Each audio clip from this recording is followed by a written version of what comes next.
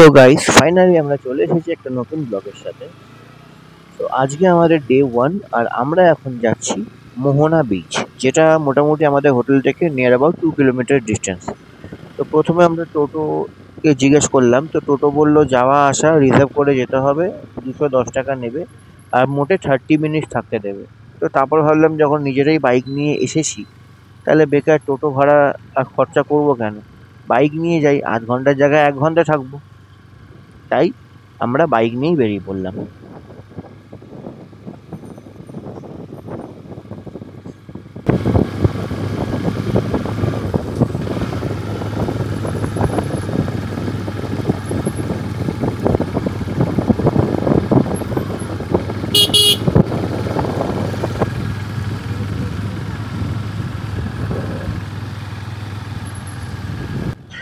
রাস্তা আর ওয়েদার দুটোই খুব ভালো ছিল। মানে একদম প্লেন রাস্তা ছিল, যেতে কোনো রকমের কোনো অসুবিধা বা কোনো কষ্ট হয়নি।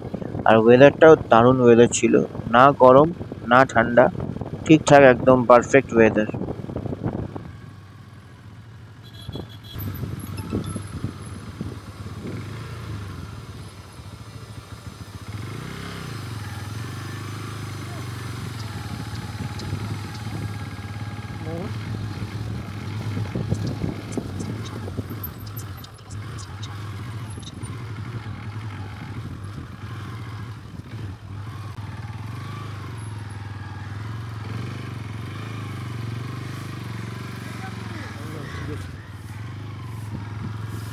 মোহনাটা কোন দিকে?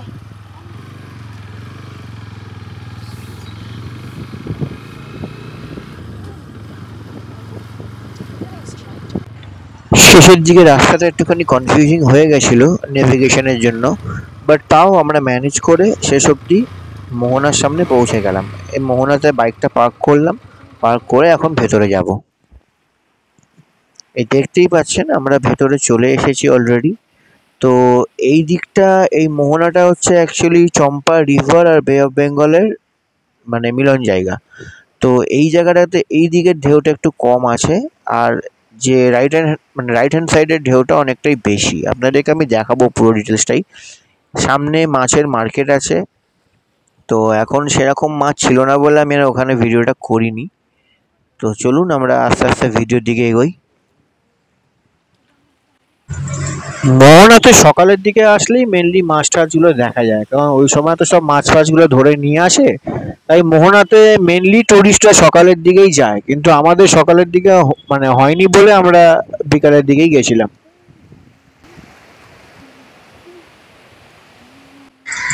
আপনারা একটু ভালো করে দেখলে বুঝতে পারবেন, এই বাঁদিকে দেখুন সেরকম ঢেউ নেই, খালি পাড়ে অল্প অল্প হালকা হালকা ঢেউ, কিন্তু ডান দিকে একবার ঢেউটা দেখুন, ডান দিকে কিন্তু বেশ ভালোই ঢেউ আছে।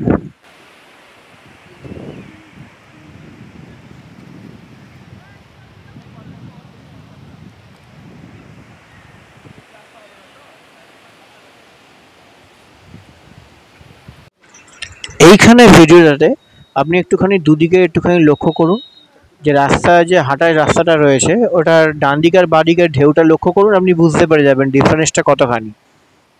ডান দিকে আর বাঁ দিকের ডিফারেন্সটা কতখানি আপনি সেটা বুঝতে পেরে যাবেন।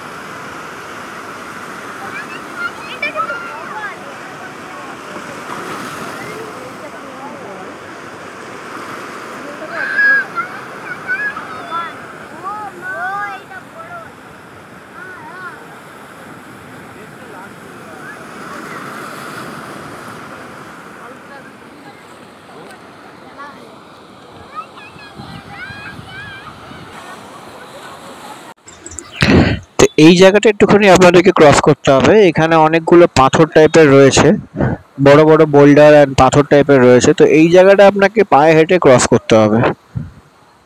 এই জায়গাটা একটু রিস্কিও আছে, কারণ পাথরগুলো না একটু স্লিপারি স্লিপারি হয়ে আছে। তাই এই জায়গাটা একটু দেখে শুনে ক্রস করতে হবে, এই যে এই জায়গাটা এক্স্যাক্টলি।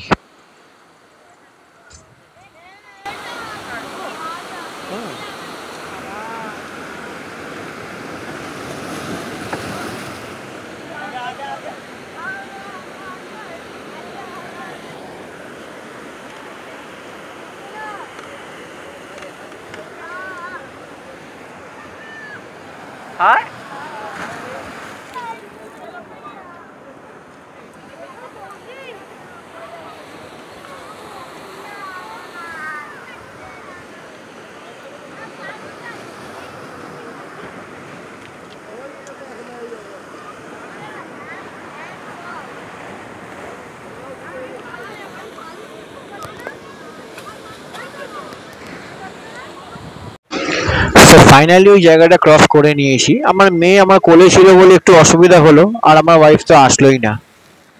তো এদিকটা আপনি দেখতে পারবেন, এদিকে মানে ঢেউটা যতটা আপনি এগোচ্ছেন ওইদিকে আপনারা, মানে যতটা এগোচ্ছেন ততটা আরো ঢেউটা আরো বাড়ছে, জলোচ্ছ্বাসটা আরো বাড়ছে, আপনি দেখতে পাবেন, দেখুন।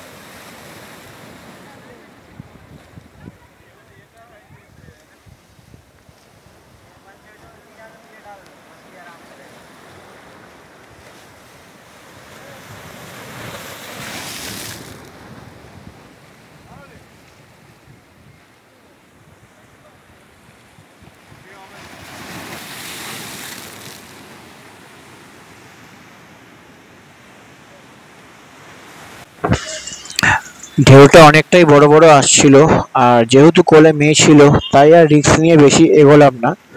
তো ওই দিকটা ব্যাক করছিলাম এবার।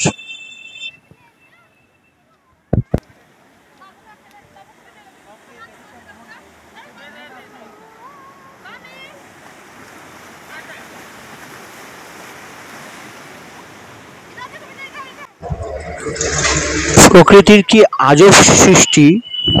একদিকে ওঠাল পাতাল হচ্ছে, আরেকদিকে দেখুন একদম শান্ত।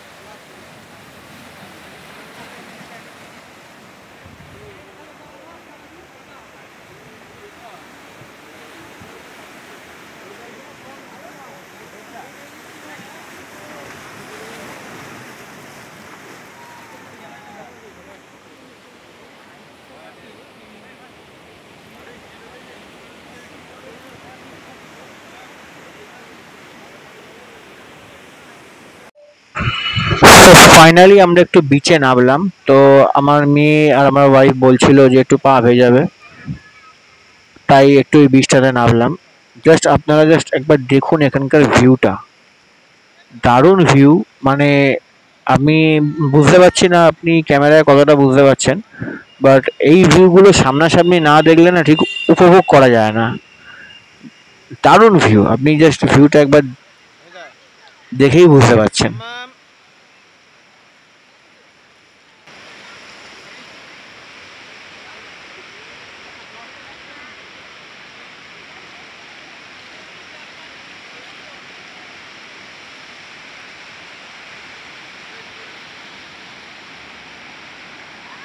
প্যান্টটা তুলে নাও ওর।